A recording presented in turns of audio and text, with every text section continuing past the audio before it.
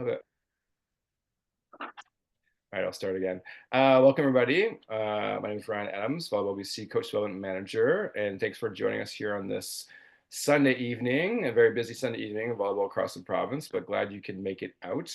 Really excited to have Mischa from Athlete Wellness Academy here. Mischa and I have known each other for a long time, worked together for a long time now, probably one of the people I worked with the longest in volleyball, which is saying something. And I'll let Mischa fill in a little bit about his backstory and maybe how that started with him and I, because I know it's a part of his journey, like where we intersected and kind of where he is now. Not that I had anything to do with it, but yeah, we're super excited and thankful to have Mischa here. Mischa loves discussing and teaching and learning, so this is the smallness of this group will kind of really allow for that. So feel free to dive in with questions. I'm sure Mischa will say that too at any point in time. But yeah, we're great to be here, or thankful that you're here. So like I mentioned, Mischa is from Athlete Wellness Academy, and AWA does a lot of our Team BC high performance programming with our athletes. So as far as like, basically helping our athletes be ready to perform and perform, and be able to perform over a long period of time. Team BC is very concentrated amount of training. So and that's kind of where I met Mischa with our youth national team program, where I used to kind of run that for similar idea, like 2 weeks or a week of pretty hard, intense training. And now they still do that, but now they've also specialized a little bit in some arm swing development. So this is what this particular webinar is about. But Mischa has lots of skills and interests. He's doing some schooling now he can share about. But yeah, so feel free to ask questions across the board about sort of athlete wellness and preparation for performance. That's kind of their sweet spot. Mobility, but all that ties in specifically to the arm swing, which is what we're going to dive in tonight. So yeah, without further ado, I'll kind of hand over to Mischa and yeah, take it away. Perfect. Thank you so much, Ryan. Thanks so much, everyone, for being here tonight. Like Ryan said, this kind of small group setup is my absolute favorite. So hopefully we'll get a chance for some conversation and kind of some deeper dives into some of the topics we're going to explore tonight.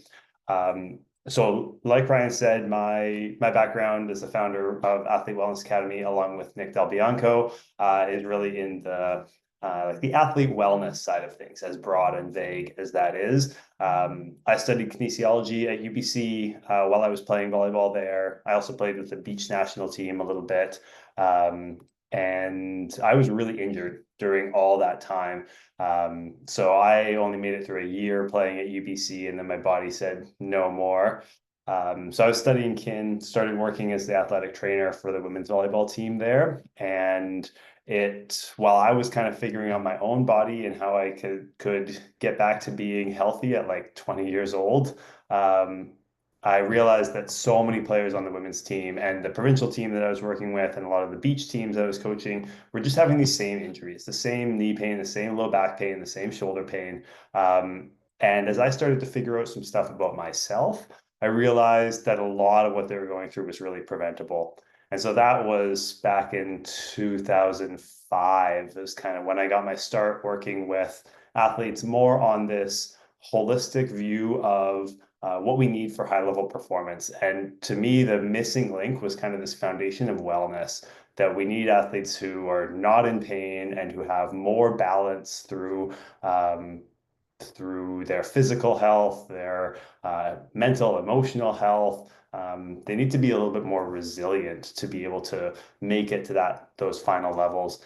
And that's what I spent kind of 5 years working with UBC women's program on, is just creating the most, a term that we started using a lot was the most available athlete. Athletes who can do whatever the coaches ask of them. And I started working pretty closely with Nick around that time. He was 15 years old, playing beach provincial team, and was already a phenomenal athlete. And as he transitioned to playing at Trinity Western, that was our big ask from Ben Josephson there, was just like to make him as available as possible, to let him be able to do all the things on court even better than he could already do them. And as we continued to build that, we saw how effective that is. And the cool thing that came along with developing that kind of athlete is that he was just incredibly bulletproof too. And we started to understand, and then I went and did my master's on this, that the intersection of performance gains and injury prevention all comes from movement quality and movement patterns.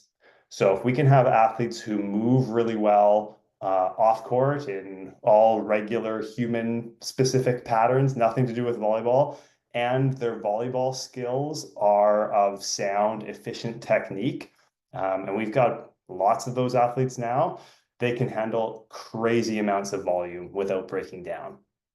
But if we have inefficiencies in that, either athletes in how they move off court, like if they have limitations in their mobility, poor control through patterns, big asymmetries in the body, or their patterns on court, particularly the arm swings, we're going to focus on tonight because it's so demanding and puts so much load on the body, it leads to really early breakdown. And the cool thing is, if we can have that lens on it and realize that we need both of those pieces, both of them are really easy to work on. We just need to know what we're looking at and how we're using tools to address it, because often it kind of flies underneath the radar, and it's assumed that like shoulder pain, back pain, knee pain are kind of part of volleyball because they're so common. But to us, it's a common thing, but it's not a normal thing. It's an indication that your body's telling you something, and there's room for improvement. There's something that can be done, and it's very doable to change those things.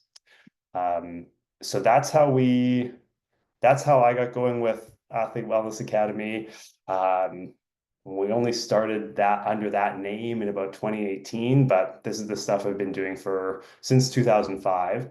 I got to work with Volleyball Canada for probably like close to a decade, starting up the centers of excellence across Canada and rolling out this approach to strength and conditioning and youth athlete development that was really based on this: can we get them to develop this foundation of movement, this foundation of kind of a bit more holistic wellness, so they're not so imbalanced and burnt out all the time.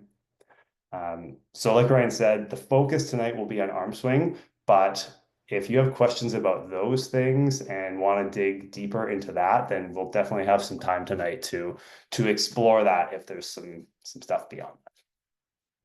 While I get the screen share set up here, I'd love to hear from each of you if you want to put in the chat who you coach primarily, boys, girls, and ages and level, and if there are any kind of main things that you're looking to learn tonight, any main interests around the arm swing, or just hearing all that athlete wellness stuff, if there's specific things around there, and I'll try and weave them all into the presentation. So a minute or so to put that stuff up in the chat, and I'll get this sharing going.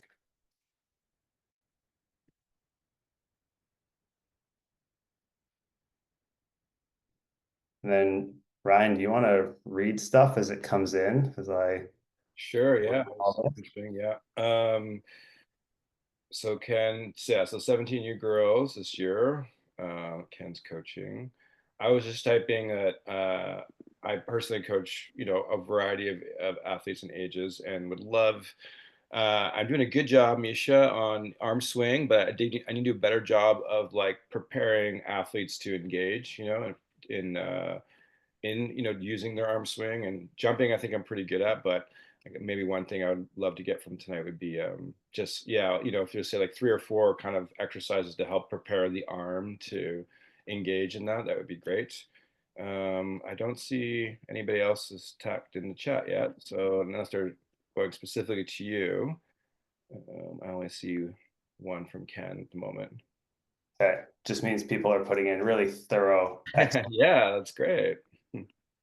So Ryan, you're looking for like stuff before you actually get into some of the throws that I know you know well, and so more like the physical prep. Yeah, totally. Yeah, sometimes because what I do, and it's probably similar to coaches here. I mean, sometimes I have an athlete for just an hour and they're paying me a lot of money to work with them. And so I want to make sure they're warm up, but I also want to make sure we're not spending, like a ton of time, because that's less time that we're doing other things. So I just realizing I just need to do, or maybe a couple new things that, I haven't been doing or you've discovered, but that would be my question. Graham says 13 and 15 new girls, maybe understanding the cues that point to movement that's endangering their development. Steve and I coach adults of both gender. Oh, that's cool. One thing I'm curious about is how to help individuals that really struggle to recruit power and that they may have never learned to use before. That's a good question too, or good thoughts. Yeah, cool. I think both of those, actually, including yours, Ryan, that will definitely get covered tonight. Mhm. At the end of tonight, I've got a resource I'll share with you guys that has a lot more in depth, a lot of videos of some of the assessments and the exercises and the progressions that we're going to talk about today. So you'll have that at your disposal afterwards. Uh, gender. Yeah, cool. Recruiting more power will be a fun one. Mhm. We just ran a pretty fun clinic with some 14-year-olds in Victoria last weekend, and it was hilarious. There were like a couple just really good athletes on the team, and when we developed this efficiency in the arm swing that we're going to be talking about tonight, it takes so little effort to hit the ball really quite a bit harder.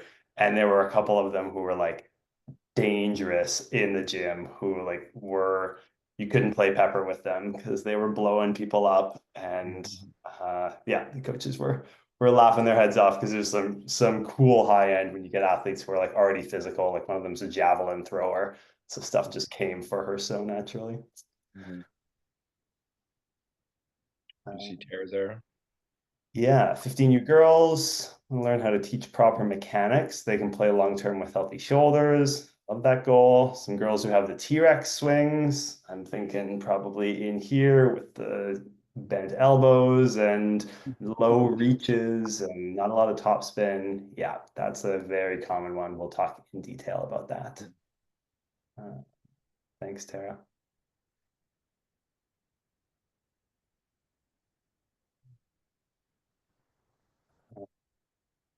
Casey, am I saying that right? Yeah. Tassie. Cassie. Mm. Okay, cool. Mhm. Welcome from Australia. Where in Australia? Sydney. Okay, nice. My Yeah. my mom lives close to Brisbane. Oh, really? Yeah, it's a bit warmer than Sydney. Yeah. Okay, so recently moved to Canada from Australia, but natural from Brazil, coaching the 15U boys for the local team in Comox Valley. Apart from being really interested in what you have to share, here are tips on breaking bad habits into building new, better ones. Yeah, we will talk about the key, I think, in there is understanding where some of those bad habits come from, opens up the most potential for shifting a lot of them. So we'll talk about that for sure. And Starin coached 15U girls for 2 years. This year moved to 17U boys. How do we as coaches rein in boys' egos when it comes to them wanting to just hit hard and not willing to understand the dynamics behind the swing to prevent injuries? Yeah, this is such a good point and a good question there. Um, the initial topic of my master's degree was on injury prevention. And about halfway through, we realized injury prevention does not actually work. If people aren't in pain, they do not care about preventing that injury. And student athletes, especially, have so many demands on them that there's no way that's going to be a high enough priority that they're going to do it all the time. But we started to understand that if we approach performance gains by improving their movement, they'll see the performance gains that will motivate them to keep going. And it's like sneaky injury prevention. They're preventing injuries because they're more efficient in what they're doing. So that's going to be when we talk about the patterns that we use tonight, the most efficient patterns, Darren. That's the way that honestly, for athletes who aren't injured or aren't dealing with pain, we don't even need to really talk about that. We can mention it so it's in the back of their head that they know they know that if they ever get shoulder pain, back pain stuff, then this is something that's going to be helpful and they can lean into a bit more. But for the majority of healthy athletes, we can just approach hitting the ball as hard as possible in the most efficient, sustainable way. And it kind of takes care of the injury prevention side of things. I think too, Misha, sorry, I think too, like you guys do a good job of demoing like on your Instagram and whatnot of kind of like, almost testimonials of some guys that are high level players, right? Like some of the Trinity guys and other players that are hit the ball already pretty hard, but then are increasing their velocity. And I think from just from doing some of the stuff that working with you guys, I think from a boy's perspective, that's kind of always like, hey, like this is how hard you have to hit, and here is, whoever, Aaron Elser or one of the, hitting this hard, and now they're hitting this hard and healthier. I think that goes a long way. It's kind of like that. Oh, the Bills quarterback, what's his name? I remember I sent you that video clip. It was like, Yeah. so anyway, he just won, Josh Allen, so he just won the MVP, and so this is a good one, Staring, and I can send it to coaches in this. But it was basically what Mischa and AWA get really into, or one of the things they get into is sort of hip, shoulder hip separation and creating that new pattern. So Josh Allen was already in the NFL, was obviously already a good quarterback, and then he changed the way he threw, way healthier and threw way harder, way further, way easier. And this is like a guy at the top of his game. So my experience with boys is like show them someone they like want to kind of like be like, and then hey, if you want to get here, these are the things you got to do. That's been my experience. Yeah, absolutely.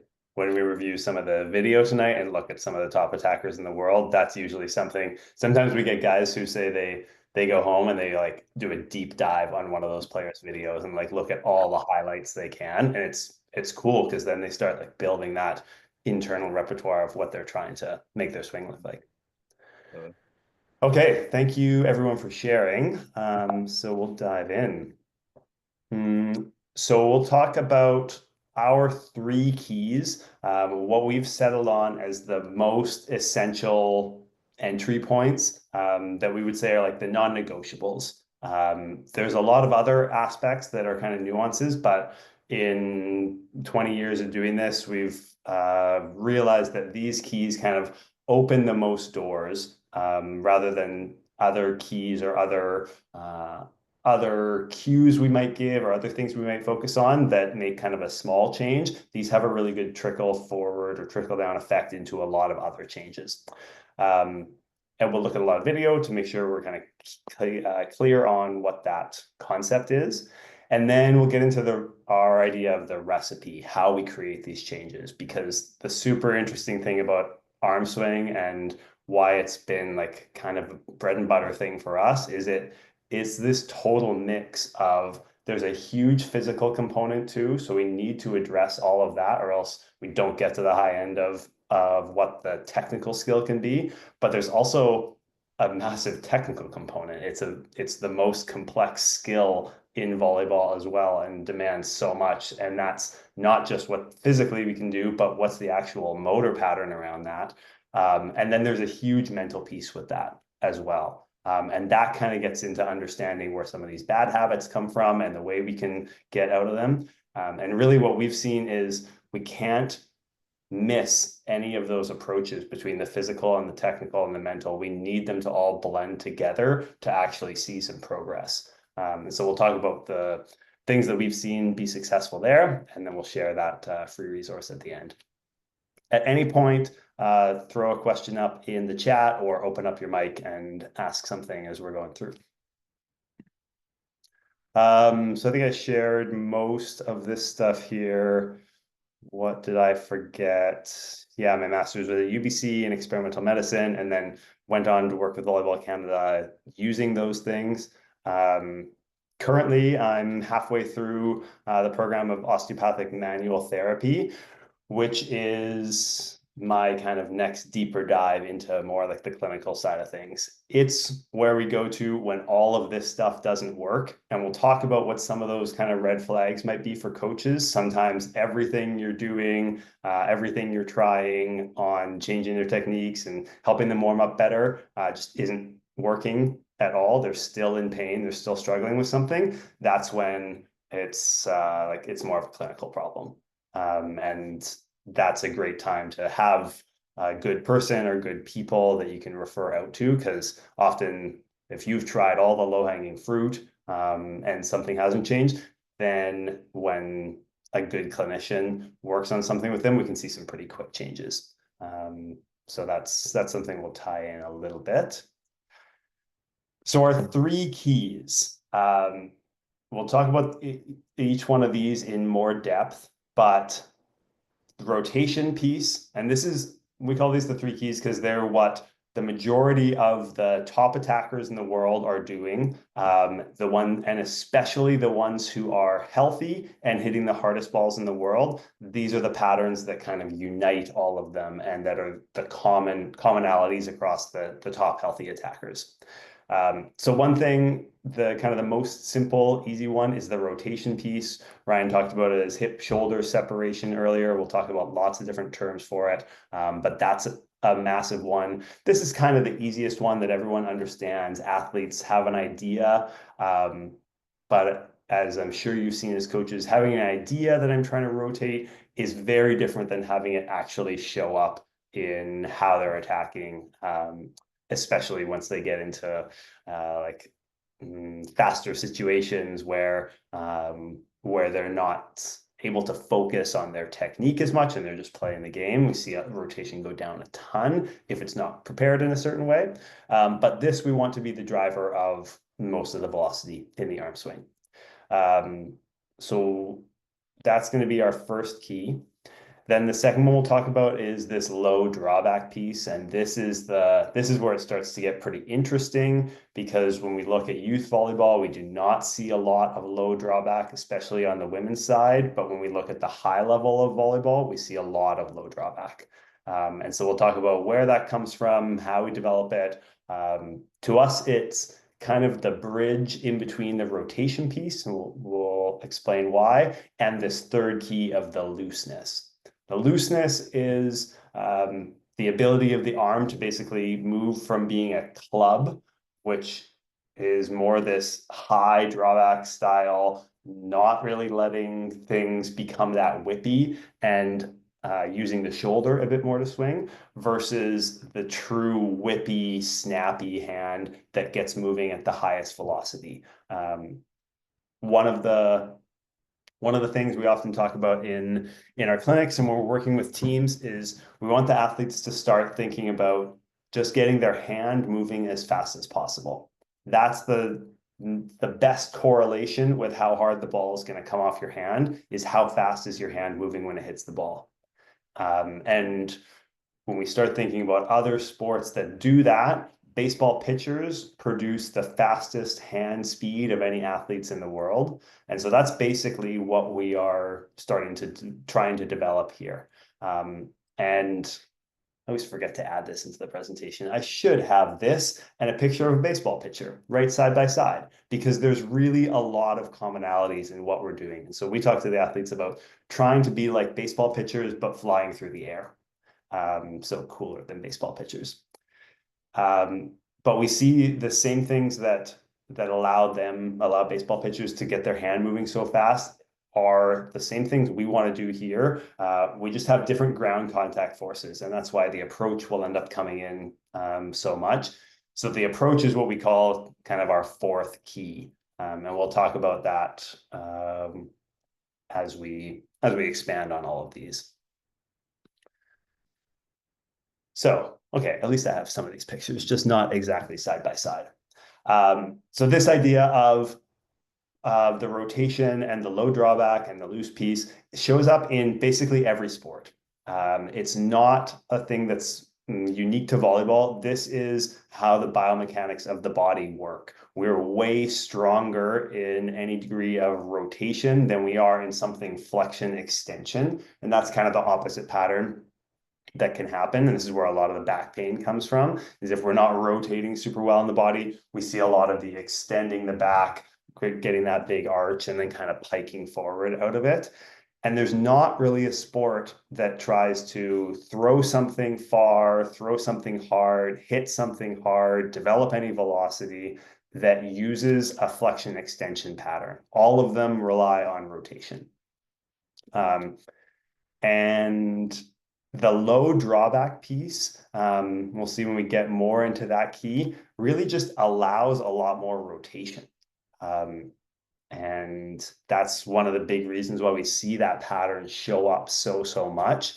Yeah, we thought for a while like water polo would be the sport that had a high draw and still created some rotation. And then we started studying water polo a little bit more and realized that this is kind of their like snappy, quick passes and quick shots, kind of like beach volleyball. It's not a velocity focus. And then when they try to make a really hard shot, they kick themselves up out of the water so they can get into exactly the position we see the baseball pitcher in or the football quarterback in. They rely on the same thing because it's just how the body is made to produce velocity. So this number one, the rotation piece, kind of a better way to think about it is this idea of hip-shoulder separation, because this produces the rotation in the right part of the body. We could call it separation, we could call it dissociation. Torque is a common word that athletes are kind of aware of often. And in all of these, we'll give examples of men and women. And an interesting thing is that at the high level, it does not really look different. They produce these same patterns that they get into. At youth levels, guys tend to sometimes get there a little bit faster. But as we catch girls up to that in their ability to think about high velocity attacking, and on some of the mental pieces to not be afraid of making errors on that and to get into that piece, we see just as many young female athletes kind of getting into these positions too. It just typically isn't coached there as much as what we've seen, but it's very doable. So this one, we want to be the driver of the velocity. If we're not getting it from the torso in rotation, which is kind of our strongest pattern, we either see it through that flexion extension pattern and we get some back pain, or we see just the pure shoulder dominant swing where there's no torso movement at all. They start facing forward, they swing, they finish facing forward. And so we see a ton of that. And that's why this is kind of like the first one to start working on with athletes, is getting them really good at this rotation piece. Because without this, none of the others make any sense or even come anywhere. So really easy cues for this, and ones that pretty much every coach kind of understands and helps athletes work through, are like opening up to a wall, finishing facing the other wall. That's a really nice place to start. But when we get into the recipe, we'll talk about how we actually create most of those changes. But this is where we want them to get to, is as much of that hip shoulder dissociation as possible. So the low drawback piece, like we said, it kind of contributes to more rotation, but also helps us be in this looser position to start with. So this is a cool one to feel. We make all the athletes do this as we're seeing it to them. So if you put your arms in what we call a low drawback position, or we call it a tree hugger sometimes, arm or elbows and wrists right around shoulder height, and then you try and rotate from side to side as far as you can. It's doable while you're sitting. It's easier if you're standing. You might get some back cracks in there and kind of see what that range is like and what it feels like. And then we try the opposite of a low drawback position, usually this high draw position. So best way to think of it is usually like how you see young girls set up for float serving sometimes, where they just bring the arm straight up here. This is the pattern we're trying to fight against. And if you put your arms up there, actually, I didn't see everyone do this. Everyone try your low drawback. You got to feel this to see the difference in it. See how far you can rotate there. And then we go to this high drawback position. Arms are up here, and then you see how far can you rotate from side to side. Cool.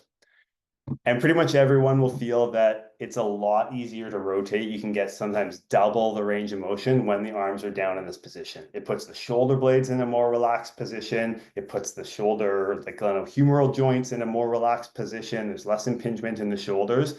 And so we see the top athletes who are hitting the hardest often just self-select bringing the arms down here because they're trying to rotate as much as possible, which is why we put the keys in this order. If we get athletes who start to get really good at thinking about creating a ton of rotation, the low drawback starts to get easier and easier and easier to bring in.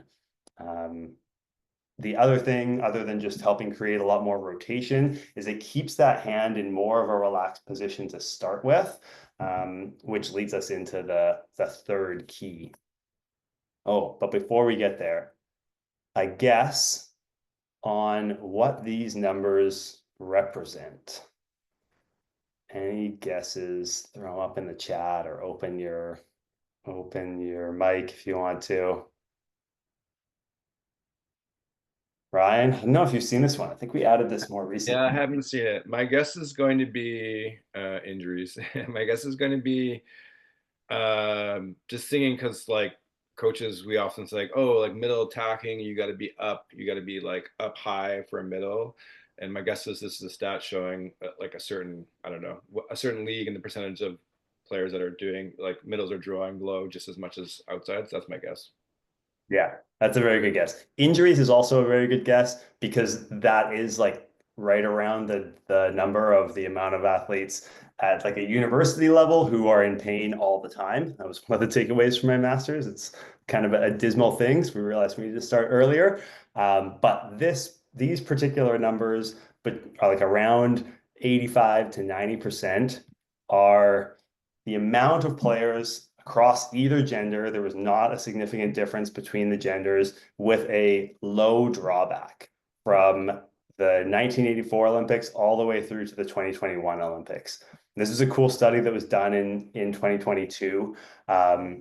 And what they found, they broke the arm swing down into these 5 different shapes, basically. And the low drawback had 3 of those 5 shapes. And it was anything from hand slightly above the shoulder, but elbow right at shoulder height, to hand below the shoulder, to the more like Gabby style arm swing, or the one you see in our shirt logo with this really exaggerated low position. And so the vast majority, 85 to 90% across all the positions and in both genders, had this low style arm swing, which is really interesting because, Rye, what would you say for a youth tournament? If we look around a U15 tournament, what's the percentage of low drawbacks that we see? I mean, yeah, I don't know. I can tell you like Team BC, which obviously is, elite, like, yeah, it's not a good number, or it's not where it needs to be. So, Yeah. yeah, yeah, especially for middles, but yeah, I don't know, maybe 30 to 40% at Team BC, maybe coming into Team BC, maybe. What we usually say is that it's probably like the inverse of this at a regular youth tournament at that kind of like club wide level. You see maybe 1 or 2 per team max who have a really nice arm swing, and the rest we see a lot of this high draw, a lot of this rigidity, and then with that a lot of shoulder pain going along with those on the athletes who are getting high volume. And so this is an interesting stat for us because it kind of shows athletes who get to the Olympics, they have met the criteria of they've had to be able to survive a lot of volleyball. And also they have to be able to play at the highest level in the world. And so it's just a stat that kind of supports what we're seeing anecdotally. And there are still coaches out there who are coaching high draw and who like that as an option, and it can work. But the high end of it, if you're looking for more velocity or you're looking for something that is less strain on the body, the biomechanics are clear, is that the high draw is harder on the body and it has a lower ceiling of velocity. It is, however, easier to learn right off the bat, which gets us into kind of one of these things of why we see youth players with that pattern. And then sometimes if they're never coached out of it, they will have that pattern forever until it breaks them. Okay, this third one, we'll shift over to some video to understand this looseness piece because it is hard to see unless we're actually seeing live clips.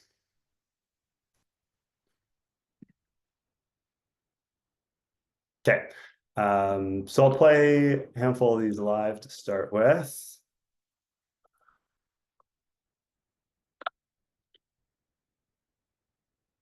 Sorry, I would like to turn off the audio on that, but I can't.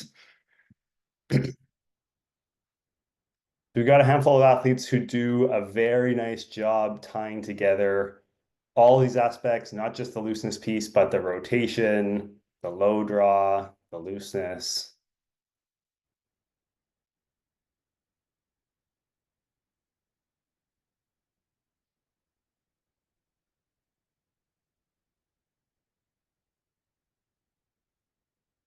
And if you keep that in your mind, this idea of the baseball pitching while flying through the air, you start to get a sense that this is really more what it looks like.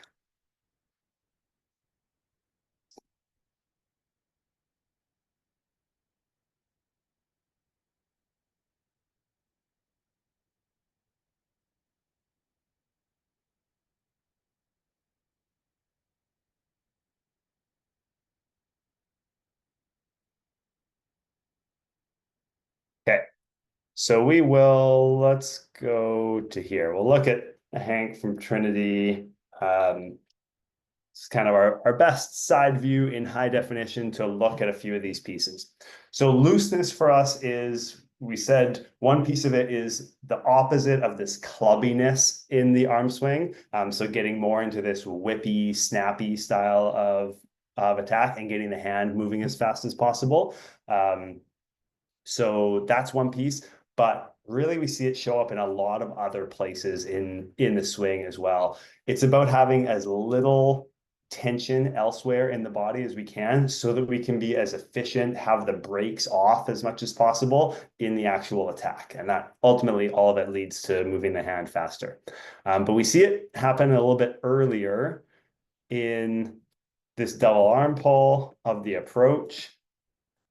We need this degree of relaxation where we find that position that no one can hold their arms in overhead, but if we drive them back really explosively, we feel that bounce and they get up to this position. This requires obviously a physical component of it, that we have that range of motion through the shoulders. But what an athlete is doing when they get into this position is they're starting to load up this elastic reflex, this elastic quality of their connective tissue. And this can start to build more and more of this elastic energy and elastic potential that turns into the really explosive arm swing at the end. If we never get into these bouncy positions, these end range positions that have a little spring back from them, then we put in like 4 times as much effort to create the same kind of velocity forward.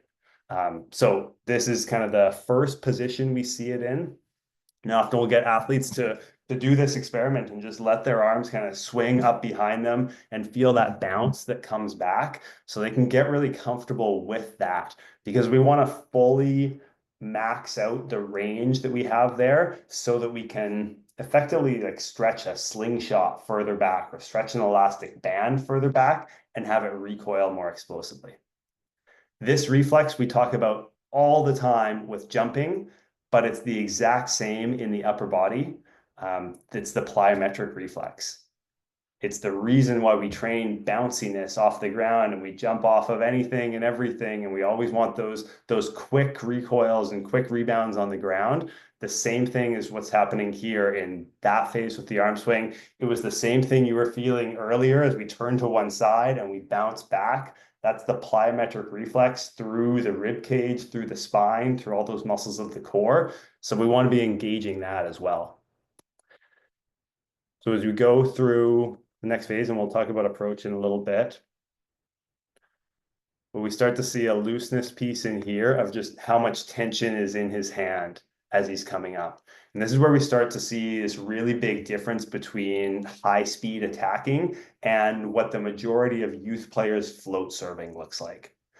So we want young players to have this very clear differentiation that float serving is one skill. There's a lot of very specific parameters for it. Yes, you can be rigid. Yes, you can have a high arm. Yes, you can not follow through. Yes, you can not max jump. Yes, you can have a low elbow and still be a good float server. None of those things apply to full attacking. So we talk about them as different as like passing and setting for athletes, that this is a totally different thing. We try to get them never ever tossing. If they're trying to hit a ball hard or like hit back and forth with their partner, never let them toss with their opposite hand, because it immediately turns them into float servers and everything gets rigid. So we see the amount of tension in his hand here, and I'll show you some even looser examples. But there's a cool interrelationship of how much tension is in the hand and how much tension is in the rotator cuff in the shoulder. So the more relaxed we are here, the more we're going to access this kind of movement in the shoulder, where we're going to develop a lot of this whippiness through internal external rotation. We see that hand stay pretty relaxed as he pulls through that low draw position.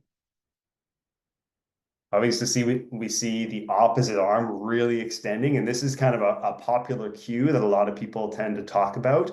But for us, we don't talk about it as much, because if we cue rotation really, really well, this arm happens naturally.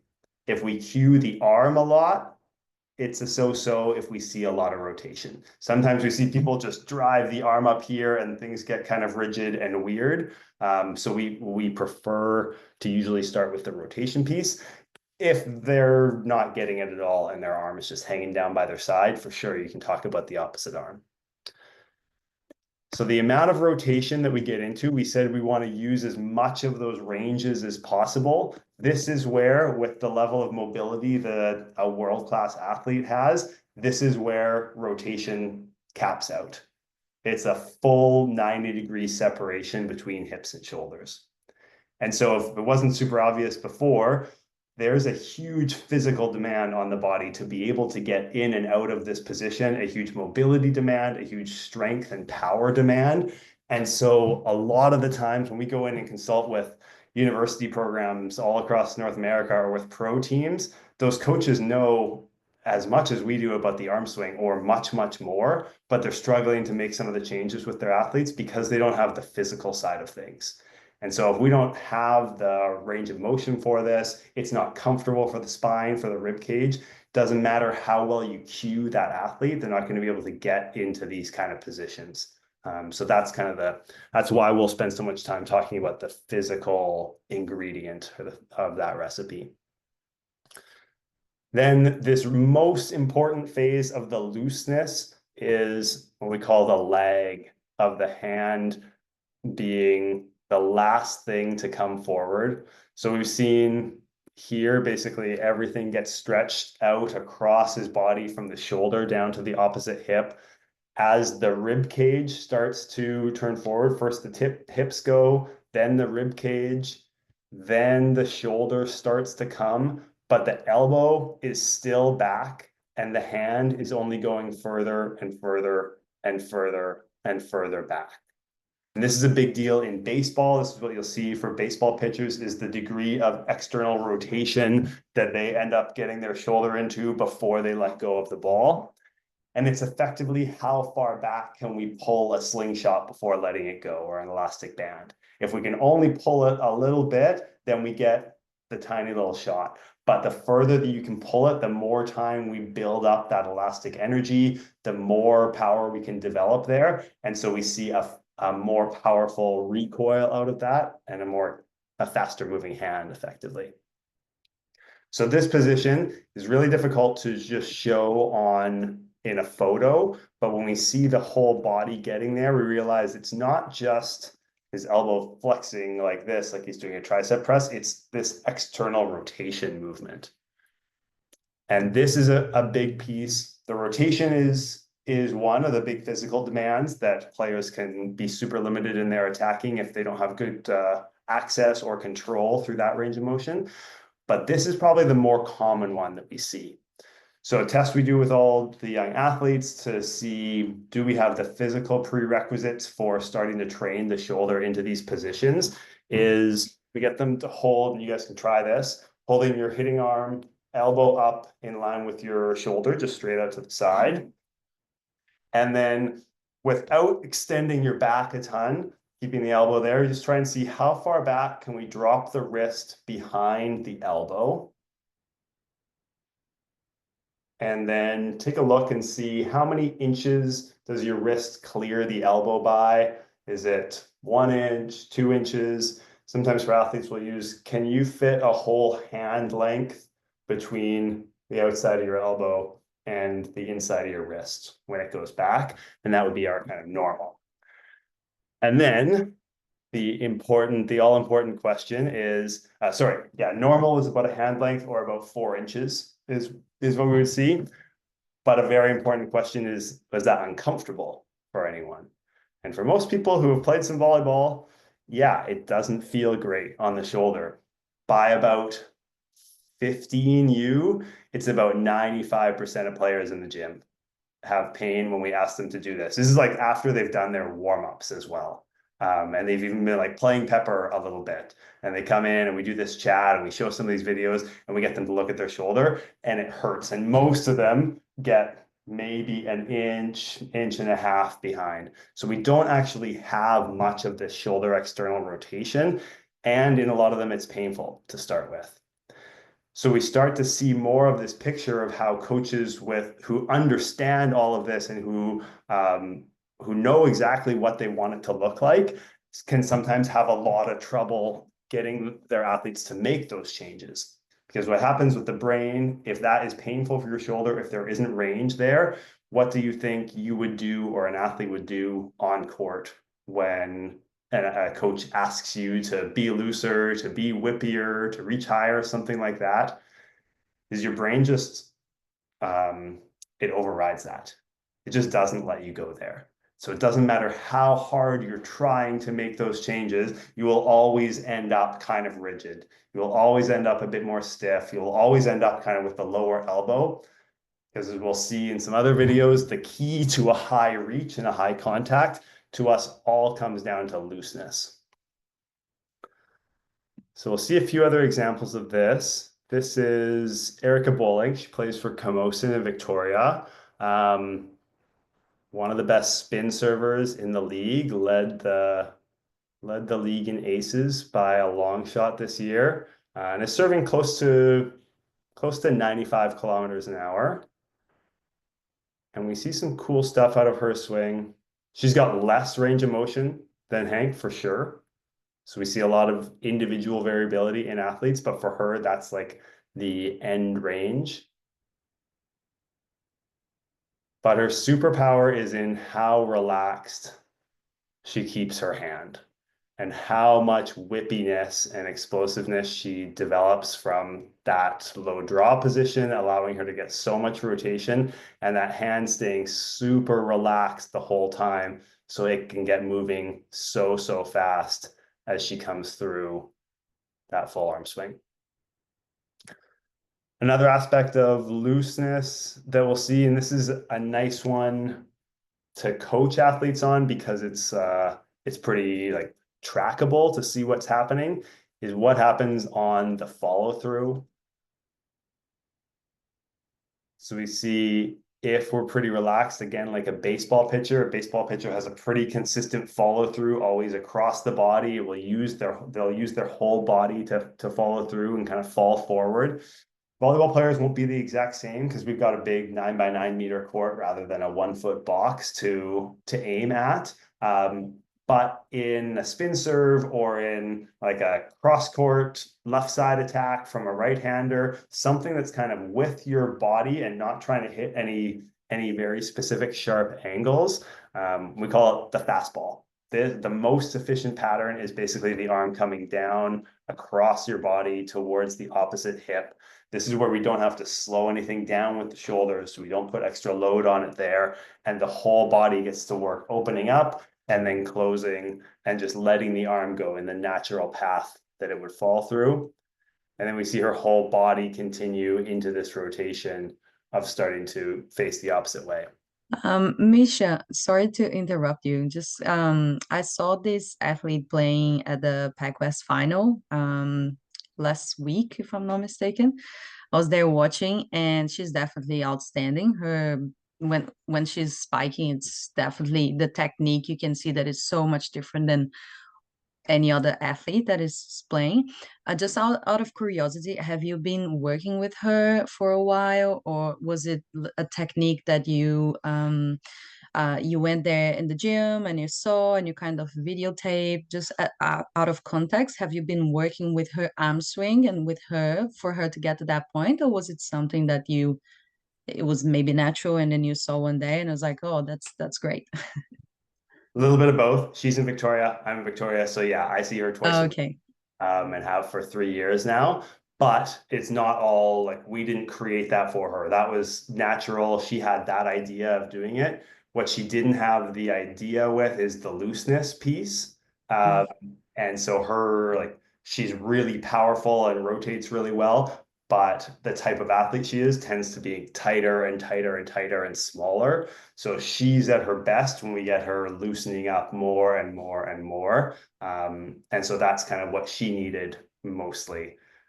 It's actually interesting with her. So on like the more athlete wellness side of things, while all the other athletes are doing Olympic lifting and kettlebell work and developing a lot of strength, she's doing fascial mobility stuff because she's already like the most explosive, but the thing that gives her that unlocks the most power is just more range of motion.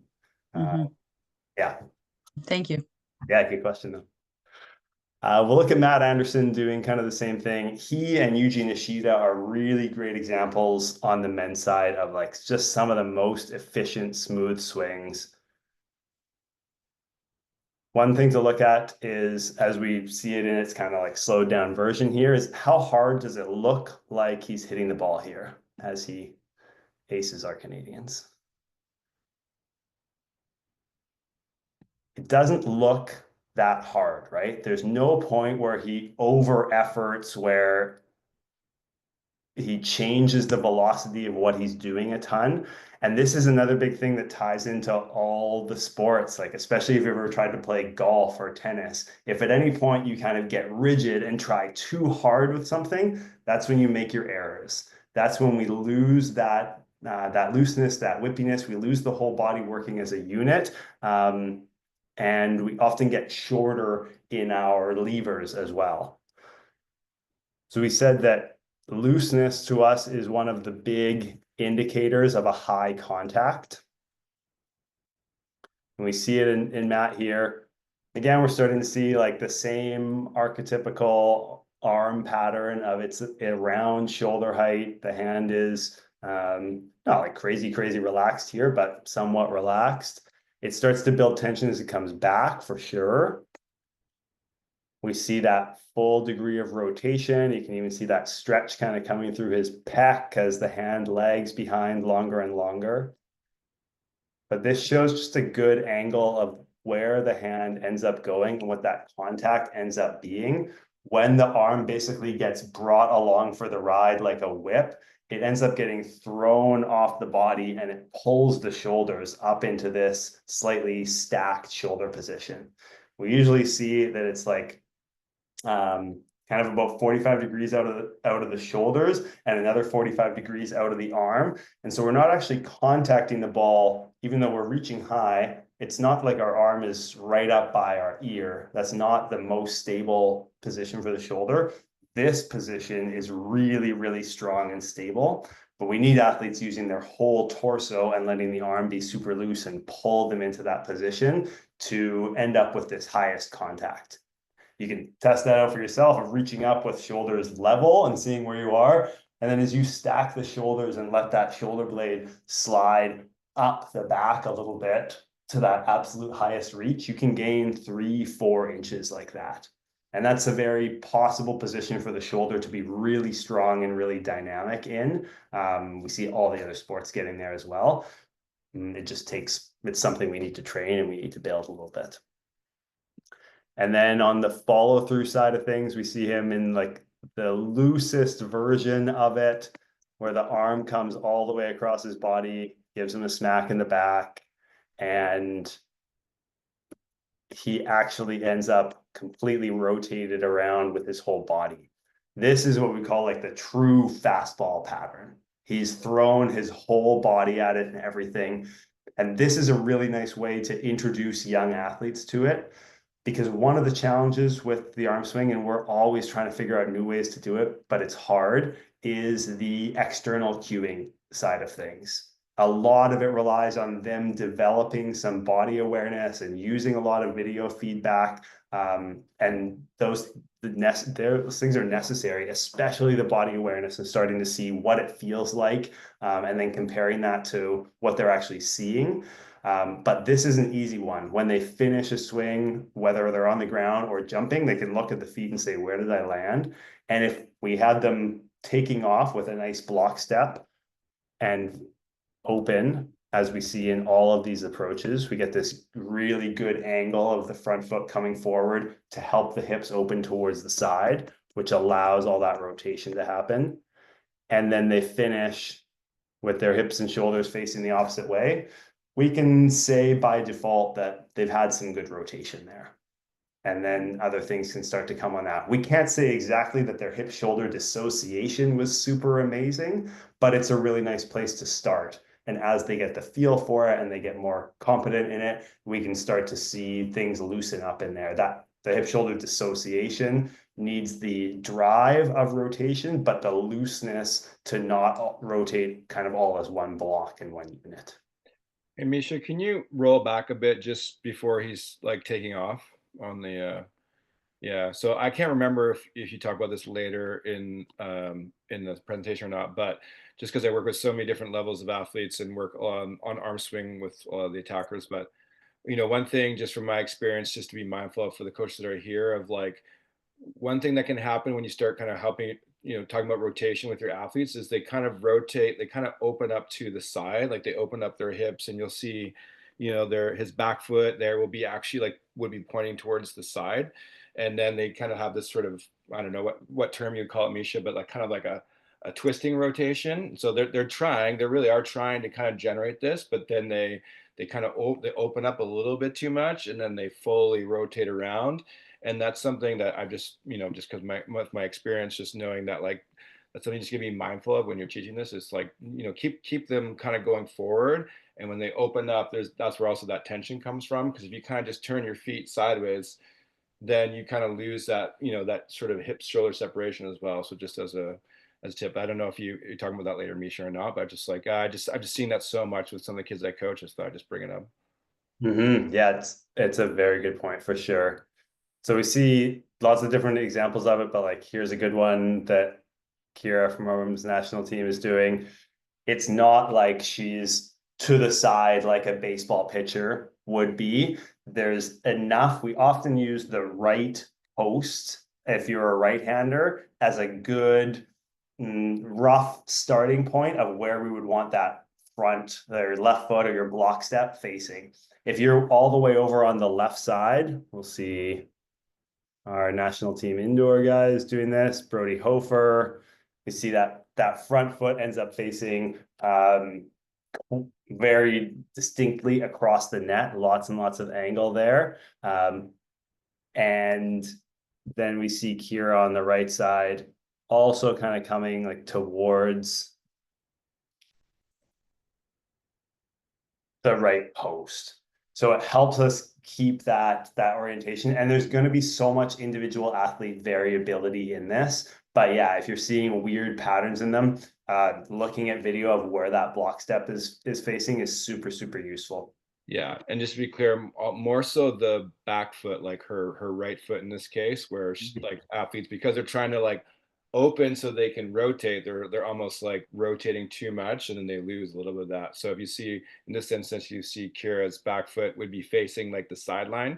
That's a pretty common thing I've noticed when athletes are trying and working through it, is they're just really opening up both feet and then trying to rotate through it, but then they lose that tension and that hip shoulder separation, and they're just twisting more versus like that elasticy sort of feeling.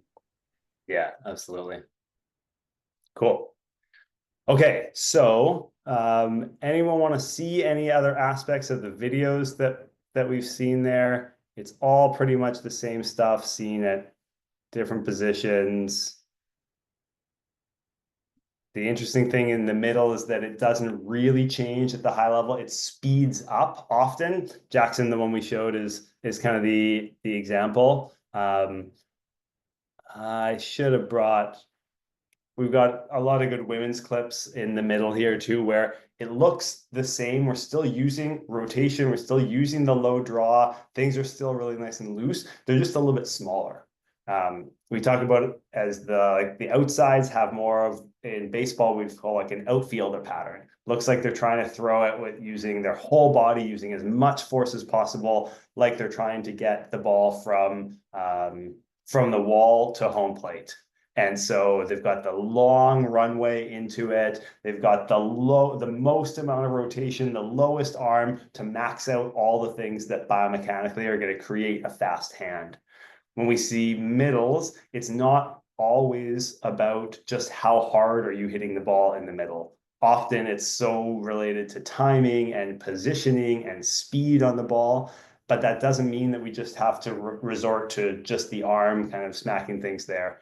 The only sport that we've seen, talked about water polo before, the only sport that we've settled on that does just the arm is darts. And so when we see athletes playing pepper and they're kind of just doing this back and forth, we just tell them to stop playing darts. But darts obviously is not trying to produce a lot of velocity, but that's about it. Everyone else is going to use a lot of that rotation. So I remember how I got into that one. No, I totally lost it. I got myself off track with my darts. Anyone get me back onto track? What was I talking about before I started talking about darts? Right? Yeah, sorry, I had to jet for a moment to get my kids into bed. Well, you're just going through the clips. I don't know, I missed from there to, yeah, for you just kind of ask if there's any other clips you wanted. And then I had to take off for a second, so. No worries. It might be lost forever. If anyone thinks of it, let me know. So if we've got a good understanding, we're talking about middles. Sorry. Outfielder, big patterns, we're using everything. To infielders, we call more like this infielder pattern. Like a shortstop who would grab a ball and quickly need to get out of their hands to try and throw it to first base or something like that. So we still see that same kind of pattern, that same kind of looseness. It's just all smaller, and the goal isn't just absolute max velocity out of it, but coming through the pattern a little bit faster. And so we'll get athletes playing around with like this big long loop pattern where they're trying to hit the ball as hard as possible, and then doing something really quick right after to see, can we translate that kind of feel into like coming in and hitting a 50 or hitting a really short set, or hitting something that's like more fast and in system versus out of system, or like a high ball kind of set. So let's go back here and we'll just finish up by talking about that recipe piece.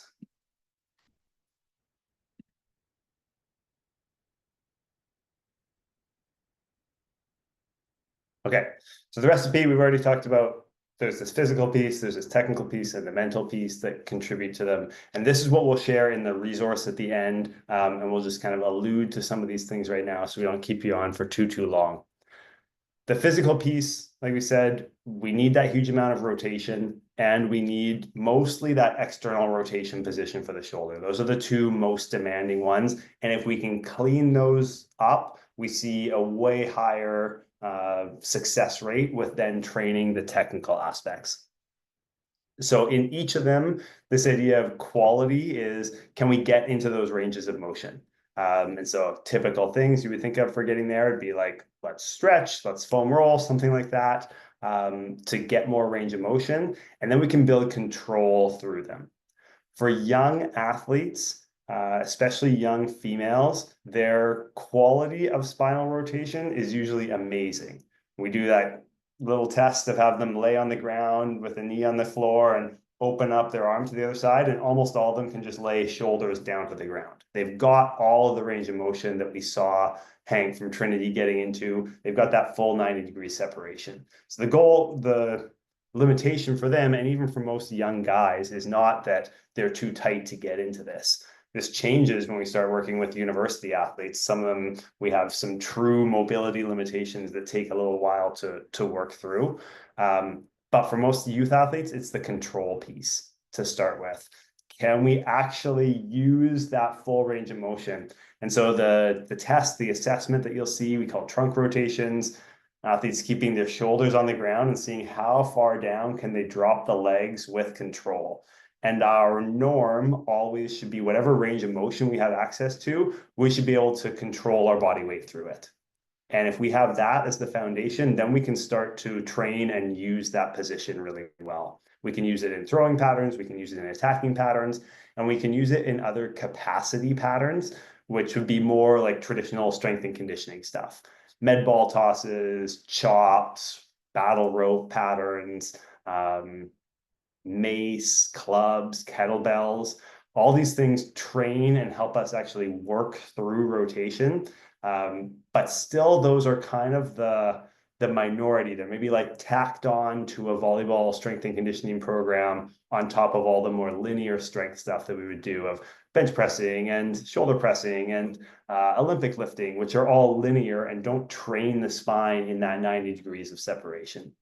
So one of the big ways that Ryan was talking about at the beginning, when we work with high-level university programs where these athletes are already amazing and they're playing on the national team and they're hitting the ball super, super hard, if they're either looking for like, what's that next 5% of velocity they can get on their swing, or they're in pain a little bit and trying to become more efficient in their technique, a lot of it comes from increasing their body's ability to move in the end ranges of those patterns, getting them stronger there. It's usually hugely untapped for even high-level athletes and definitely for young athletes. And this is one of the reasons why our Armswing Academy online app membership is so successful, and athletes get so much velocity out of it without us ever working in person with them on court, is because we can just create a much better foundation physically that they then go into their technique, and all of a sudden they're like, oh, like my engine's bigger now, I can just do more of this. It's not perfect without getting to be on court with them, but it can take them a good degree forward. The next piece on the shoulder side of things, same thing applies. We want this quality piece. We want that range of motion, but then we need to start being pretty good and pretty bouncy in and out of that, because ultimately what we're asking for is not the assessment that we did where we just slowly go back there and say, oh, it maybe hurts a little bit. We're asking for athletes to throw the shoulder back there and have it bounce out at light speed. And so we need the resiliency and the capacity of the fascia, of the rotator cuff, of the joint capsule. And so as we start to train that a little bit, it starts to feel like they've got a cannon for a shoulder. And that's what we want, and to be using it always in this idea that the shoulder and the rotator cuff especially should not be driving the arm swing, and it shouldn't be slowing the arm swing down. That's what we see a lot of when athletes have a lot of rotator cuff issues, is they're either from here, they're kind of rigid, and now I'm trying a lot of internal rotation with my arm to hit the ball. And these muscles are just tiny. They're small little muscles that are not designed to produce a lot of force. The rotator cuff, the best way that I've come to understand it in all my years of research and practice, is that it works synergistically. All the muscles work together to glue the shoulder in its socket. So we often talk about it as shoulder glue. And as we challenge that in all these different positions under different types of load, we get the rotator cuff not just stronger by doing band rotations where we're mostly working in like muscle hypertrophy, try to make that individual muscle stronger, but we train all those muscles to work together in a way that produces the strongest joint possible. And when you look at throwing sports like javelin, especially because they're loading up so much in that position where the arm is lagged behind them, or baseball, obviously, they're very, very good at training in those positions and developing a lot of resiliency there. We should be in the exact same positions in volleyball, but we're behind. We're slow on the sports science side of things at the like introductory level of volleyball and the club levels. At national team levels and at pro levels, some are doing it, but because our sports science has just not really acknowledged this that much for a long time, there's so much room for improvement. Like we are in the infancy of how hard our athletes can be hitting the ball. So that's the physical piece. Any questions on that one? Before we move on, you'll see assessments for the spine, that trunk rotation one. You'll see assessments for the shoulder, the one that we did. You'll see a video on it. And then you'll see, I think, 3 exercises for each of them. So you could take your athletes through it. And if they're limited in those, you play around with those for a few minutes before practices. And usually by the end of 1 or 2 weeks, almost everyone can do both of those patterns. When we run our Armswing clinics, we get athletes to clean these up in like 20 minutes at the beginning. We'll take them from not much range and painful to almost full range and no pain in not very much time at all. And it's just because they haven't really spent time deliberately working at opening up those positions. And that's where like the physical prep side of things comes in, and being really deliberate with that rather than just doing things that kind of generally make the body warm or generally build strength. We want to be really position specific with those. Okay, the next one, the technical ingredient. This is the way that we approach this in our clinics that we do, either with teams or kind of public clinics, but also how we would kind of schedule it like throughout a season. Is that we want to reduce complexity down to the level where they can feel some good success and make the change. And then very systematically, we want to increase that level of complexity. The issue that happens so often is because you have so many priorities as a coach in volleyball, and there's so many other aspects of volleyball other than just how efficient their arm swing is, that it's difficult, especially later in the season, to do things that are at the appropriate level of complexity, that the athletes can be in that place where they're like workshopping and seeing some changes and they're kind of inconsistent. The inconsistent place for us is like magic. That's where they can change. That's where sometimes it's good, sometimes it's bad, but they're like working on stabilizing in there. If we go too easy beneath that, like a really common thing we hear from universities when we consult with them is that they've been doing some throwing, and athletes can get really good at throwing. And they're like, but when we're playing 6-on-6, like they're not doing it. They lose all of it. And so for us, these are the progressions that we work through. We want to reduce down to all of these to the absolute easiest, and then start building up from there. And when we run our clinics, they're like 2 or 2.5 hours long, and we get through most of this, depending on the level. For pretty good level volleyball players, we'll get through all of this, and we'll see some pretty cool changes in that in-game arm swing at the end. But that still is like planting the seeds. Now they need to go away and stabilize that, and they need to go through this lots of times.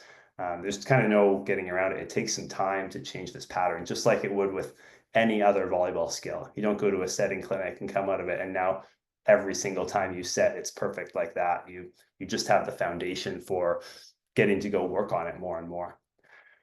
But for us, the easiest way to develop these 3 keys, the technical pieces, once we've done the physical prep, is standing throws. And usually, even with the youngest athletes, in 10-15 minutes, we can take athletes who have no throwing experience, which is often a shocking amount of them, especially on the girls' side. Often a lot of young players have like never really thrown anything. And as we just saw, that's basically the pattern we're asking for, is a really powerful throw. And so trying to learn it with a volleyball before they've actually learned it throwing, we just have not seen be successful. There's like not a foundation. There's not something for them to reference, and there's not like the whole body pattern. When we get into volleyballs, as soon as we introduce those, things become a lot more accuracy focused, a lot more timing focused. It's just the nature of a rebound sport. And so first we want to develop that pattern so they know how to do the thing with their body, how to let the arm be loose. We'll let them throw a variety of things. And then once that looks good, we've got some cool drills that we do, and I think we share this in the resource, to start bridging the gap between, can my throw, my nice standing throw, look the same as when I'm hitting a ball back and forth with my partner? And can I forget about trying to be super accurate on the volleyball and trying to have it go exactly where I want it to go? But can I just throw my hand at the volleyball the same way that I would throw a tennis ball or a wiffle ball or a football or something at my partner? And that's when we start seeing, first of all, crazy amounts of errors, even from high level athletes. Like we've seen national team athletes just miss the ball when they try and do this because it's so different. It throws off all the timing. But then, because those athletes are sweet learners, they stick with it and their brain starts to adjust to what this new pattern is, and it starts to adjust their timing, and they end up in the right place. And then they start getting really powerful contacts after they've made a whole bunch of those weird errors that they're not used to making, which leads us into the mental piece, which we'll get to in a second. The next level of complexity here, once they can do it on the ground, and we get some athletes who pick this up really quickly in a clinic, and some of them who, like, maybe if this is their first time ever being exposed to it and they're young, this is what they are working on mastering by the end of the first clinic. They're 2.5 hours in, they've been through everything else, but this is where they're in that, like, sometimes it's good, but sometimes it's way off, and that's the right kind of level where they need to stabilize there before adding the next level of complexity. Because then we add complexity through making it continuous. So this would be like pepper variations. We tend to play those further apart so they can actually swing hard on them and put in a bunch of different things so they can have like their own setter, like 2v2 pepper or 3-person pepper is usually much better than just 2-person pepper. But we try and see, can you now try and do this with some accuracy off of a set when you have to move your feet around to it? And with every one of these levels of complexity that we add, we know and we expect that things will revert totally back right away. Their first couple of reps on it are going to be exactly what their old pattern was. But because it's a small enough jump, they can be like, oh yeah, okay, I got it. I did the wrong thing there. I'm trying to rotate. All right, this next one, I'm going to try and rotate more. And they can actually make that change. And so they workshop in it for that 4, 5, 10 minutes, something like that. And it's tangibly different at the end. It's different in how it feels for them. It's different in the outcome. It's different in the accuracy. It's different in the velocity. And then we have a degree of stability there, and we can jump to the next level. The jumping throws, as soon as we start getting off the ground, things get much more complex for sure. And so we go back to the throwing pattern for them to be able largely to make this transition from getting off the ground with this double arm lift into not having the arm go straight up here, but pulling up to shoulder-ish height is about the norm, anywhere rib cage, chest, shoulder, and then starting to draw back and open up. And that transition is usually brand new to them and kind of impossible to learn with just a volleyball the first time. So we'll throw a bunch there. We've got some progressions we use for that. And then from there, we get into them working with their own self-toss, spin serve variations, athletes hitting like from tossing to yourself on the attack line and hitting over the net, so that they can be totally in control of it. They can choose the timing. Yes, they have to learn how to toss themselves a ball, and sometimes that's most of the first clinic for young athletes when they haven't done any of that before. But we're big proponents of that because we've seen so much that once they get that skill and that control in a self-toss, now anytime they show up early for practice, they can be working on their attacking mechanics. They don't need a setter to be setting them every time. They can go down to a grass court with their parents and be working on their attack mechanics. So the ability to self-toss and attack is a huge one. And we've seen around the world, a lot of the teams and programs we worked with, the ones who typically have the higher level of like average arm swing quality on their team, they've introduced this at a young age. We've worked with some really cool clubs in the US who have like multiple national champion teams in their club. And a lot of them at like 12U, they get everyone spin serving. And that I think is the best version we've seen of it. And it's going to make better athletes through and through. Then from there, it's all the things that are more volleyball-like. We can attack in like hitting 53s, like more hitting warm-up style. There's very little complexity in that. There's lots that we can control. You can add blockers. We can turn it into 2v2 continuous. You can do it as a butterfly drill. You can play cross-court threes continuous. We can play back row fours. We can start putting in more variations of those. They don't have to be arm swing specific drills. It's just playing volleyball with a focus on the right level of complexity on this arm swing, and also allowing them at this early phase in practice to make errors in that and to be okay with that. And this is different at different times throughout the season. It's different at different times in the practice. We get the advantage in our clinics when we run them for like 2 hours and 10 minutes of the 2.5 hours that we have them. There's no focus on them being really successful. The bigger errors that they make when they're trying to do the right thing, we're just celebrating with them. And sometimes we get athletes who like exclusively hit balls accidentally under the net for the first half of their attacking at the end of it. And they're the ones at the end who have like the biggest jump. Their high end just like blossoms out of nowhere because they've been working so hard on the process the whole time and not giving up. It's really easy to just give up and go back to like, I'm just going to be accurate and I'm going to get a bit more rigid and I'm going to slow my hand down so I have a more consistent contact on the ball. But then we kind of lose the point.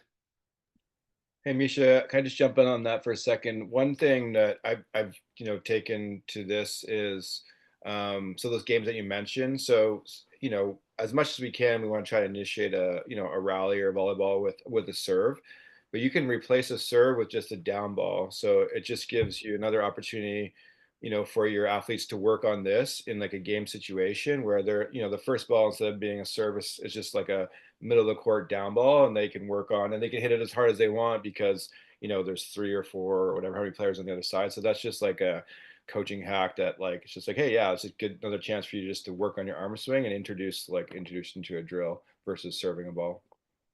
100%. And we also see like as soon as they get a bit of control in that, then let them start jumping and attacking those. Like if by midway through the season we can be running butterflies that start with spin serves instead of just popping in easy float serves, you see some really cool progressions. But yeah, that's an amazing time that we found to bring it in. And one thing too, another just and I don't know, Mischa, if we've talked about this, but I've started kind of like layering in some of this stuff. So if we're working on attacking and something specific, I'll make them like before we toss a ball or they hit a ball, they like hey, okay, down ball, like down, do 2 down balls, and then you're gonna do like a full jump. So again, it's just like the standing down ball just allows them to focus a bit more, let's say on rotation or whatever it is, because again, once they're in the air, they have all these other factors. So kind of like there's these steps here that Mischa is talking about, but you can still kind of like go even the same drill or the same focus, like kind of rep backwards a little bit before moving forward, just to give them the opportunity to do that. And I've even started just using like a t-shirt, so just getting that motion with like a t-shirt and whipping it. So like, hey, do while you're waiting in line, like for your turn to like attack, like do 2 3 t-shirt reps where you're just focusing on the feeling, and then okay, now now it's your turn, you gotta do 1 down ball, you got to have a good rotation. Okay, now you get to do a couple hits or whatever it is. So I found that successful with athletes, once they have like an understanding of the pattern of like, you can kind of layer in these different things, as they go, even just one particular drill. And I'm finding some success with that. Yeah, I love that. Cool. Okay. So this feeling of success, we kind of touched on it, but these are some of the things. Success isn't just necessarily like all of a sudden they're hitting it perfectly and way harder. It's that something's changed there and that they start to stabilize in that change. Some of the common things we look for and that we hear from athletes is that they're putting in less effort, but now they're hitting the ball the same or harder. Often they're putting in like about 30% of the effort that they're trying to put on the ball, and it's coming off like too hard for someone to dig in one of those pepper drills.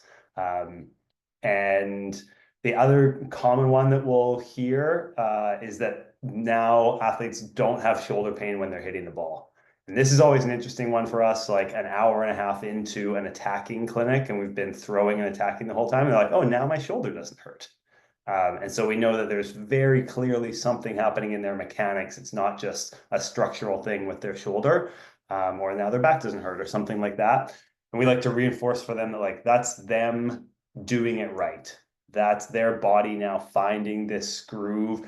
And it's very interesting because some of them who come in like with some pretty acute injuries and some pain is they'll be able to use that as feedback of like, oh, that one I felt my shoulder on, so I know I didn't do it right. That one, like I finished straight ahead, I got more rigid in it. And then the next one, they're like, oh yeah, I was super loose in that one and it felt totally fine. So obviously we don't want them athletes that close to the injury threshold that they're feeling bad every time they do it wrong, but that's where a lot of them start from, and it's a good starting point. The feeling of it being different and having like feeling weird and way outside their comfort zone is usually a very good sign. If athletes are like, oh, it kind of feels the same, normal, we know they haven't really like fully let the brakes off yet, and there's more on the table. There's like a new ceiling that they haven't hit yet. We'll see better topspin very consistently is a thing we'll hear from them because they're getting some of that looseness in.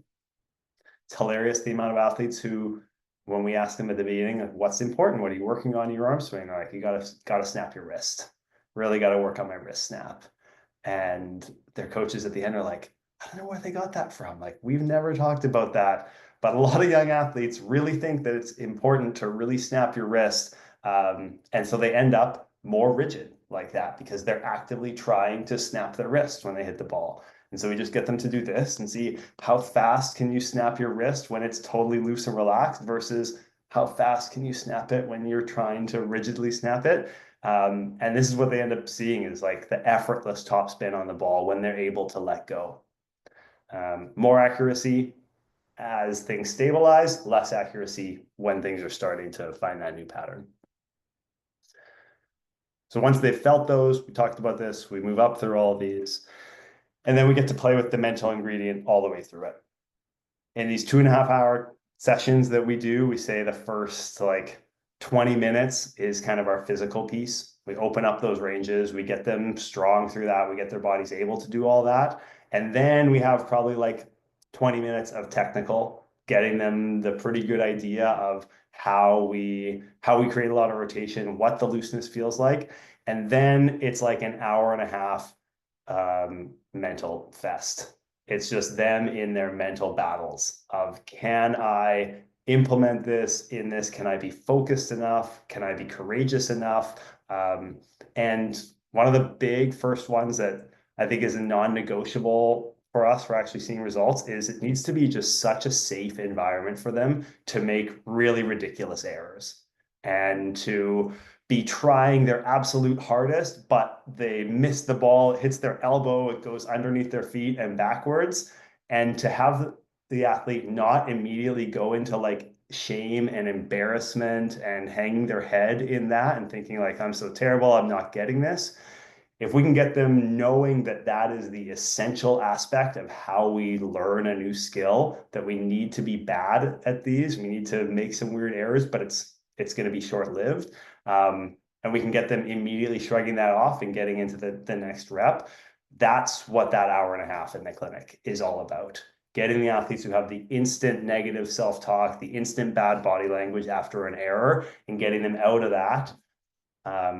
Some of the coolest teams that we've worked with over the years have really understood this aspect as an important piece of culture, so that learning side of things and that deliberate learning that comes along with making errors is so ingrained into their team culture that when someone makes an error, like they boom a ball out of their hand and it goes halfway up the back wall, or they hit into the bottom of the net by accident while they're trying to like rip on an out of system ball, they've got teammates and coaches who will come and like congratulate them on that, and they're pumped on that mistake because they know, and they've been through that process themselves, they know like that's my teammate trying to get better.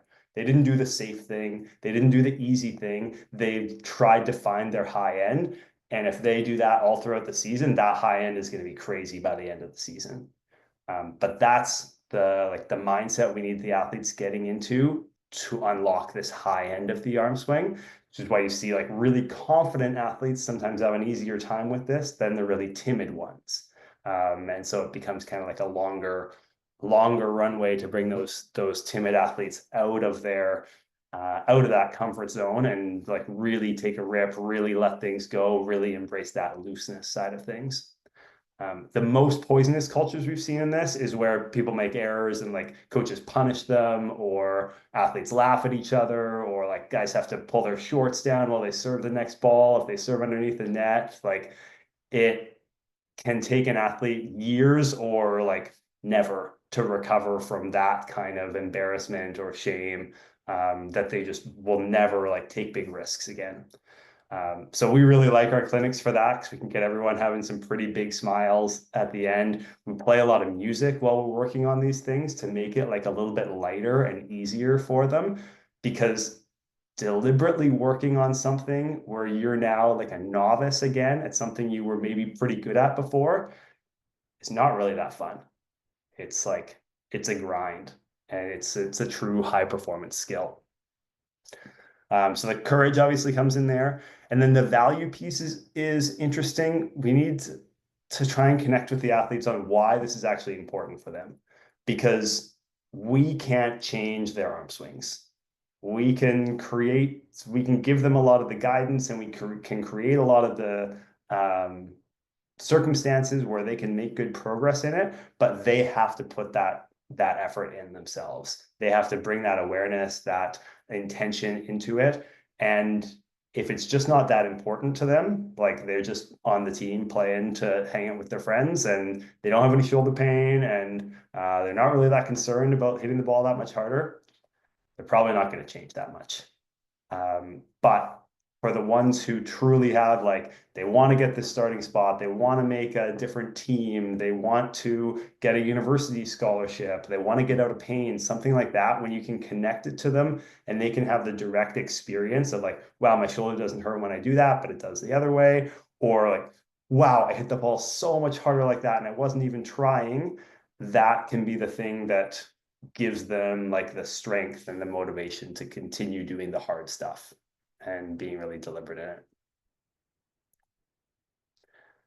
All throughout this learning process, we try and build what we call the athlete flywheel. The idea with the flywheel is like, push it a little bit, you just tie these things together and go from one to the other. And the more that you do it, it gets easier and easier, and it gets going faster and faster and faster.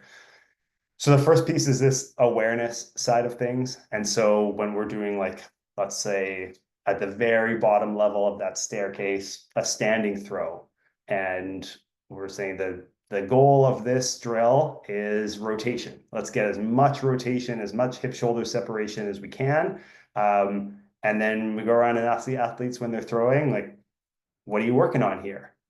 That's kind of the first piece of the awareness. And sometimes they'll be like, oh, I don't know, throwing to my partner. I'm like, okay, yeah, yes, but we're trying to like max out the rotation. Let's see how far can we get the shoulders facing somewhere. And then we come back and ask, and then once they know what they're trying to do and they can be like introspective on that aspect, we can ask them, how's it going? What's actually happening with this? They're like, okay, I'm trying to rotate as much as possible. I'm like, where did you finish on that one? Where were you facing? What did you actually do with the shoulders? Where did your hand finish? Like, did you smack yourself in the back?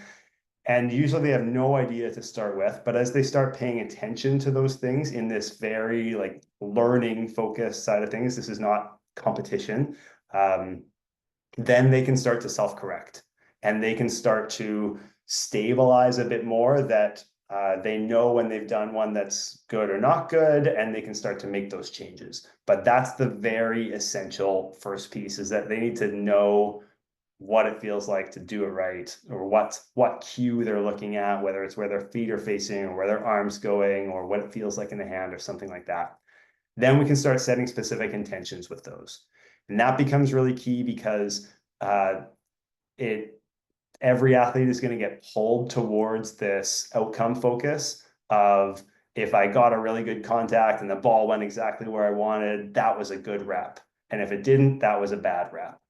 And in that learning process, we need them to be like laser focused on what the process is that they're trying to work on. If they're trying to feel as much rotation as possible, We know that probably initially with that, their contact is going to be weird. They're going to start over rotating. The ball's going to be going 45 degrees to the side. But when we can get them clear on, did you do the things there? Did you have all the rotation in your body? Did you finish where you're trying to? And they're like, yeah, I think so. We're like, yeah. So was it a good rep, even though you hit the ball completely away from your partner? And like, yeah, I guess so. And then we can start adjusting the accuracy side of things. But we can't hold on to accuracy while we try and build the velocity side of things. The accuracy will come at the end. Then when they can set that really specific intention of like, I'm trying to rotate as much as possible here, they can also let go of the trap that we see so many athletes in. When we go around to someone who's like not really making any changes, it kind of looks the same as it's looked for the last 10 minutes. We're like, how's it going? What are you focusing on here? They're like, well, I'm trying to rotate my max, but have my hand really relaxed and smack my back when I finish. And I'm trying to get a lot of topspin on the ball while I hit my partner. Okay, that sounds exhausting. And they're the athletes who like are having a tough go of it because they're just scattering their attention. They're being so hard on themselves. They're trying to do everything perfectly at once.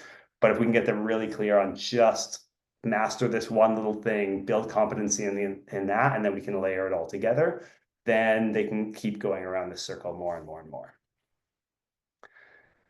Any questions on any of that now? That's basically the end, because the last thing is this free resource.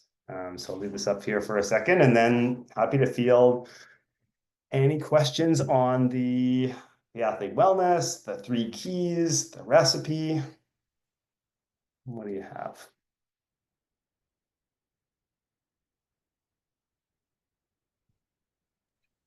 Mischa, I stepped out. I know for a moment for my kids, and then you were talking about wrist snap a bit. So I don't know if that was an answer to Stephen's question or not, but yeah, Stephen had a question there about wrist snap tying into arm swing. Yeah, let me just pull it up. How does wrist snap tie in with the arm swing without causing undue tension? Yeah, hopefully, Stephen, you got that piece I was talking about there. The wrist snap is a consequence for us of the really nice looseness, and it happens without having to focus on it a ton. In fact, it's one of the reasons why we don't cue the opposite arm too much, is that if in the middle of that arm swing pattern, we try and slow it down enough that athletes can be really focused on it, then we see things slow down and we lose that high hand velocity.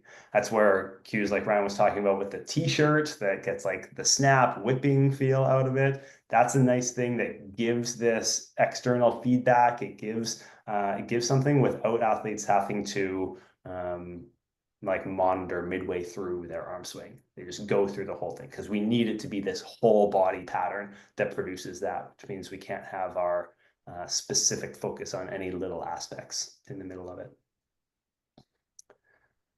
So in the free resource, you'll get those physical assessments, a couple exercises to do. You'll get some of the throws that we were talking about, some of the attacking progressions. Basically, the first layer of things that you could try out with your athletes. And then if you're interested in more, reach out to us through the website, on Instagram, anything like that. I'll throw my email up here so you have that as well. Could I ask another question really quick? Please. So I'm wondering, when it comes to cueing the low drawback, along with trying to make sure that the athletes are lifting both hands nice and high and they're not contacting low, how do you, like, it's a complex motion, right? You're lifting up your arms, but also bringing them down at the same time. Like, how do you tend to teach that to athletes? Mm-hmm. That's in the jumping throws part. The reason why we revert back to throwing instead of just sticking with the volleyball, because like you said, that's the most complex part. And so you'll see in the jumping throws, I'm not sure if we went as far as the jumping throws there, but using some of those transition pieces of like having a ball in your hand and working through that part of the arm swing and then throwing, like if you let the arms kind of start to lift as they're coming off the ground, but then draw back low as you jump and throw, it can start to build that mechanic and that feeling of what it's like to have the arm opening to the side while the hips are rotating forward from that reached out position in front, because we see either usually it's that jumping up and the arms keep going up, or sometimes we'll see athletes over exaggerated that they don't get the arms coming up forward and they kind of leave the hitting arm lagging behind them, and it turns into more of this like weird windmill arm swing, and they start losing some of their jump height. So that transition piece is really good with throwing, is kind of the easiest way to feel it. And then they could like throw a bunch and then hit a bunch, or we'll often do it with they'll have a wiffle ball and a volleyball, and so they'll throw one in that pattern, and then like someone will toss them a ball and they'll jump up and try and do the same thing. Gotcha. Kind of pattern. Yeah, the throwing is probably the most useful thing. If you check out our Instagram too, we've got another drill that we don't introduce right off the bat, but it's a really good problem-solving drill for athletes who are really struggling getting that low drawback feel. And we put a wiffle ball in their hand, and instead of throwing the wiffle ball, they end up dropping the wiffle ball behind them. And it's just a way of cueing them to get into that position where they're trying to throw it back down there and then come through and hit a ball from that position. And that works on the ground, and it also works jumping. But there's a little bit of a learning curve with it, of just knowing where to let go of the ball. But if you're working with someone like in a one-on-one setting or in a small group, it can be really, really effective. It's probably been the best drill we've seen for the most consistent transfer when athletes aren't getting the low draw in the regular ways that we're teaching it. Cool. Mischa, question about yeah, your on the arm, say like so your opposite arm or your pointer hand, if you want to call it that. So something I've been noticing a lot with or working with different athletes is like, some don't maybe get up maybe as high as I feel like they should, and some I also feel like kind of drop it early, so it almost is like starting the rotation early before they're starting the like firing with the hip. So kind of, and I don't know if this is correct, but this is how my brain works with it. So I just use it as like, you're like loading the gun, so you're like pointing the gun with this hand, and then you fire the gun with your initiating with your hip, that hip shoulder rotation. And that this arm really shouldn't kind of start coming down until that motion is started here, versus like coming down and then starting the motion. And I'm sure there's some variances in degrees, based off of each athlete, but do you have any thoughts or cues on like how high do we care like this arm is? Is it like your logo, or is it like somewhere above your shoulder? And how worried or concerned do we need to be about like when they're kind of pulling down, and how connected that needs to be to the beginning of the hitting motion, I guess. Yeah, very good questions in there. For the most part, we see everyone getting into the fully extended opposite arm, because that goes hand in hand with basically like using that arm to max out rotation in the torso. So if they're here, we know they're not fully rotated, which could be fine tactically, but it's not going to produce the highest level of velocity that they're looking for. There's also more variability in stopping like somewhere in the middle of a movement versus maxing it out. We start to see a lot of this reproducibility and consistency. And then for where it pulls down to and when it pulls down, there's a lot of like shot specific stuff on that, and even like the direction that it goes. There's whole systems of coaching the arm swing like around what this opposite arm does, and pulling down into certain angles and pulling across to kind of get the torso to go certain positions. The biggest mistake that we see, the one that's like most impactful, is kind of what you were talking about there, where like the arm pulls down here and they end up like open to the ball like this. Yeah, and they've lost that rotation. In that case, usually we see that their arm isn't getting across the body enough as they open up to help them rotate, and they might be trying to like pull this arm back and open this one up, but their chest isn't really that open. One of the ones we play with for that is getting them to load a wiffle ball in their non-dominant hand, and as they jump, throw that ball across their body. And that brings them really open, just like drop it out there, and then from there they can initiate that swing. Right. Just to clarify for the pointer hand, let's call it. So you're more concerned about like extension, like full extension with it, versus like how high it is, or is height kind of play a part of that too, or no? Height will kind of come naturally We want them, that's one of the ones where we want them just like choosing the thing that feels most natural for their body. Right. Gotcha.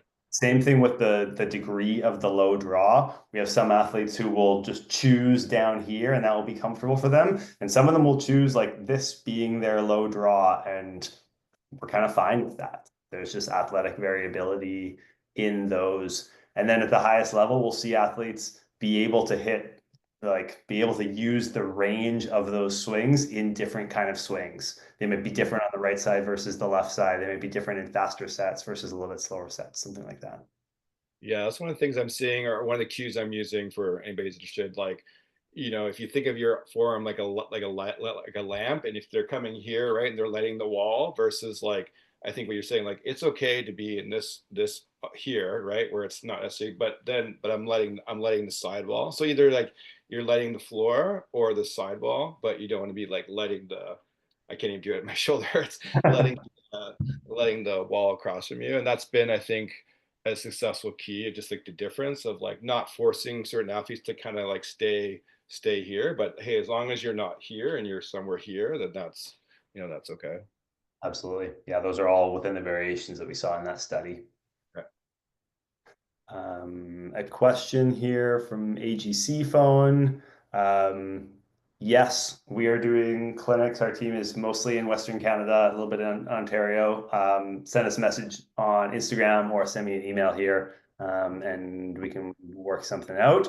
We also have just today opened up a clinic on March 29th. It's a Saturday, a public clinic out in Maple Ridge. So if anyone is in that area and has athletes who would be interested, or if you're in that area and you want to come by and see what a clinic looks like fully, I could let you come be a fly on the wall there.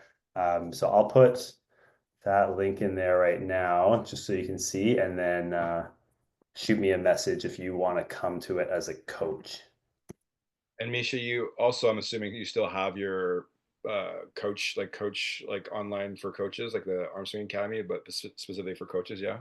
Yeah, totally. So if you want a deeper dive on this, like what we share in the resources is kind of the starting point that we would use. But if you want to go further with the exercises of either developing the physical side of things, or you want more of the technical drills, more of the throwing progressions, we got a lot. We have a coaches academy, we have an Armswing academy for athletes where they get workouts and they get to send in their arm swings each month, their throwing patterns, their attacking from different angles, and we'll break it down and send them videos back and suggest certain drills, certain physical exercises. And then the version for coaches is more like a library of everything that we would use in our clinics. And then we've got quite a few analyses in there of certain athletes, kind of highlighting the process we've taken them through. It's definitely like a mix of all these three ingredients that we've spoken about. So if you're not like into the physical side of things, you're not comfortable with that, it might be like a bit much for you. But if you like kind of blending all of those together, or you have a team of people that you work with who want to blend that together, it's a pretty good resource for making sure that you can continue progressing as the athletes progress past the easy stuff in the free resource that I shared. Like I said, if they work on those couple exercises, they'll get good at this test and get good at their trunk rotation pretty quickly, which is cool. And then you can start building more. Awesome. Well, thanks everybody for joining. Obviously, big thanks to Mischa and AWA for joining. Yeah, I'll send out the recording of this as well tomorrow or Tuesday.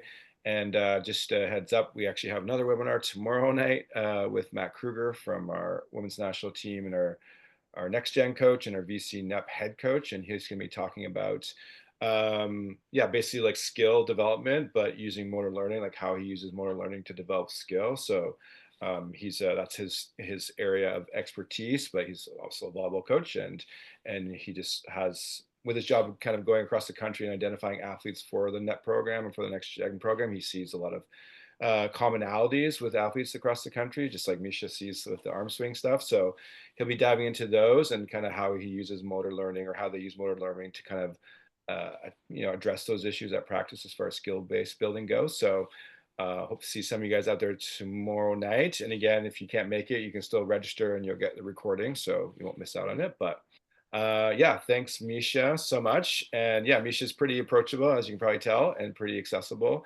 And Nick's an okay guy too. So those guys, yeah, feel free to reach out to them, and I'm sure they'd love to help you out anytime. And obviously, I love nerding out about the Armswing and talking about it way too much. So if anytime you have questions, please reach out. I'm happy to share. Keep developing our coaches. Thanks so much, Sarai, for putting this on. Thanks to all you guys for being here and all your questions. That was lots of fun. Thank you so much, Mischa, for your knowledge. It's incredible how much we learned in 2 hours, and so humble of you to just come here and then literally give us all your expertise. So thank you so much, and Ryan as well for organizing this. It's almost unbelievable that this coaching webinar was so cheap for such an incredible knowledge. So you know what? Next time we can increase a little bit the price. Yeah, we've got that a couple times from people, but we want to make it accessible. But yeah. Yeah, and for Mischa, I just have someone here that wants to say hello. Mischa, what's happening? Good to see you, my man. Yeah, thanks for that. I've been stretching and mobilizing on the couch. Tassie's my partner, so awesome, so cool. Awesome to hear where you guys are at and what you've come to, and bang on all of it. So we're coming to Victoria next weekend. I'd love to catch up. Okay, yeah, shoot me a message. Sweet. Amazing. Yeah, thank you Good so to much, see you. guys. Have a good night. Thanks, Tassie. Thanks for your kind words. Thank you so much. All right, thanks everybody, and hopefully we'll see some of you tomorrow night. Thank you. Thanks so much, Ryan. Thank you. Have a good night. Thanks, Steven.